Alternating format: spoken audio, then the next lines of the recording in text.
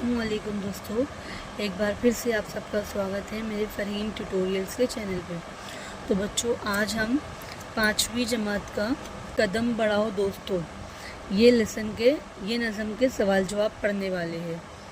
Okay, lesson number 18 कदम बढ़ाओ दोस्तों।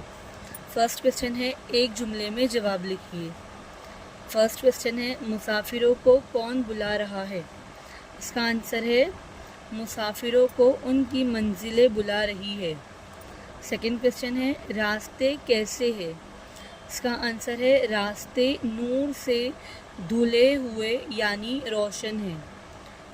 Third question है, अपनी मंजिल की तरफ किसे बढ़ना चाहिए? इसका आंसर है अपनी मंजिल की तरफ हमें बढ़ना चाहिए। फोर्थ क्वेश्चन है, शायर वतन की खाक को क्या बनाना चाहता है? क्या क्वेश्चन है? शायर वतन की खाक को क्या बनाना चाहता है? इसका आंसर है शायर वतन की खाक को गुलिस्ता बनाना चाहता है। ओके, नेक्स्ट है सवाल नंबर 5 है, शायर कौन से दीप जलाना चाहता है?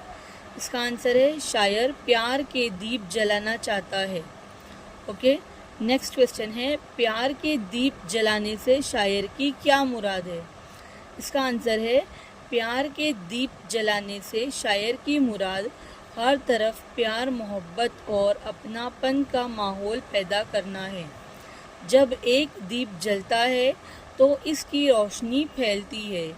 कई दीप जलाए जाएं तो माहौल जगमगा उठता है। इसलिए वो चाहता है कि प्यार दीप जलाए जाए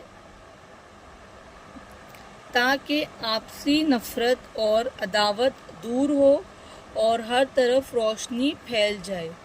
ओके, प्यार दीप जलाए जाए, प्यार दीप मतलब हर तरफ मोहब्बत ही मोहब्बत बांटी जाए। ओके, नेक्स्ट है, नज़्म की वो मिसर लिखिए जिनमें लफ्ज़ों की तकरार आई है।